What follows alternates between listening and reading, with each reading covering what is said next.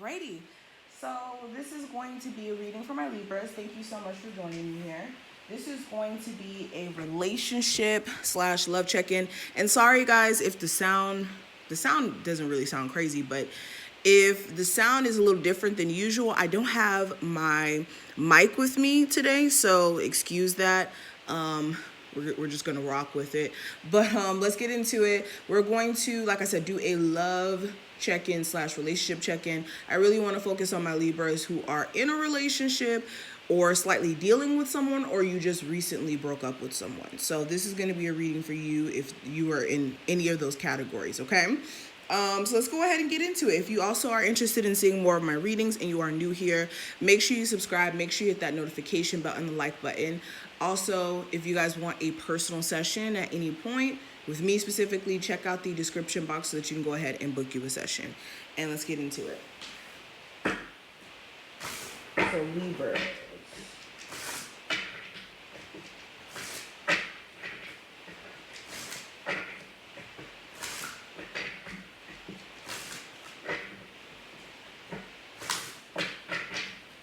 One,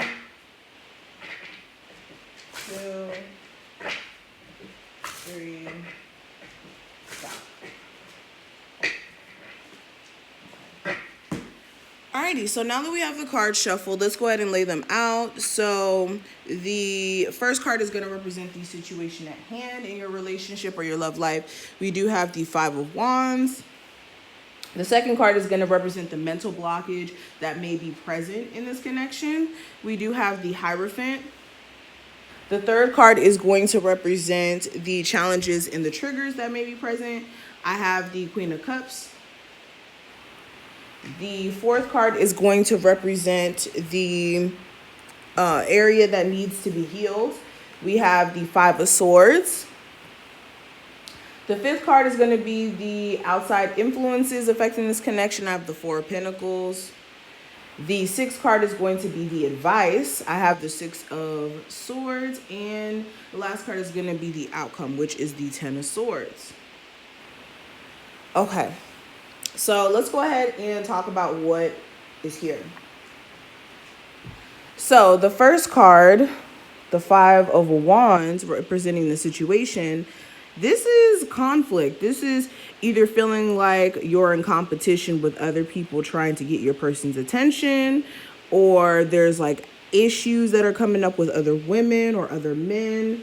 For some of you, it's more of a you guys being at each other's throat thing where you guys may not be on the same page currently, and that may also be a bit of a problem here with the Five of Wands.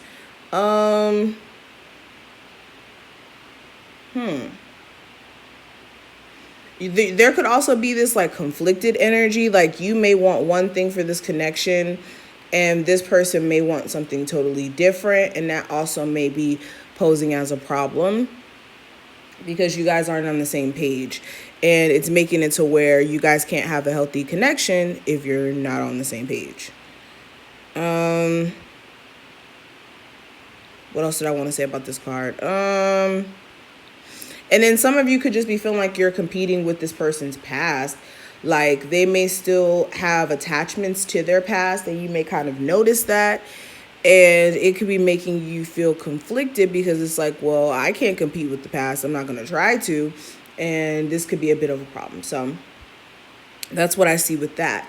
Now, the second card is going to represent what mental blockages may be present. So with the Hierophant, the mental blockage on both ends, for one, I think that this person may want certain things for this connection that you possibly may not want, or it could be vice versa. But with the Hierophant, this is like somebody having certain morals or certain things that they like to uphold as far as like personal values or whatnot. And the mental blockage may be that one person may want to do things not so traditional and not so cookie cutter, and somebody else may want to do things differently. Or the mental blockage may just be the connection itself. If you guys have been married or in a serious relationship for a while, the mental blockage is figuring out exactly how to make this connection continue to last as long as it has at this point. because there may be certain issues that are becoming quite unbearable for some of you, okay? Now, the third card is going to represent the challenges and the triggers. So with the Queen of Cups here, let me get it. So with the Queen of Cups, the challenge and the trigger may be acknowledging each other's feelings correctly. So whenever I see the Queen of Cups, this is talking about the emotions and somebody being like overly emotional and affected, or how do I put this into words, in a very emotionally vulnerable state. And with the Queen of Cups being in that challenge position, the challenge may be understanding each other's emotional needs and wants, or understanding each other just emotionally in general, as far as like how you guys process things that may be upsetting. The challenge may be that somebody, whenever there is a problem, they may get too emotional and they may make moves or decisions out of an emotional state of being, and then it may affect the relationship because it's like, well, dang, every time you get mad, you lash out at me, you do this, you do that. So that could also be a little bit of an issue here. Now, the fourth card, this is going to represent what needs to be healed in this connection. And with the Five of Swords being here, this is the energy of somebody just trying to win at all costs, or trying to always have the upper hand in the situation. And in turn of always trying to have the upper hand, it's like, okay, at the end of the day, I'm going to look out for myself and not you. And this mindset is basically tearing up the relationship, because whenever you guys have arguments or have disagreements, if one person's always thinking about themselves and making sure that they're always right and they always have the upper hand, instead of really fixing the problem, it's always going to be a situation of, okay, well, I'm just looking out for me always. Well, what about the connection itself? What else? Also, somebody just doing self-sabotagey things in the connection. This could be, you know, like I said, doing things out of a lack of emotional, intelligence, or just making moves based off of just an emotional moment.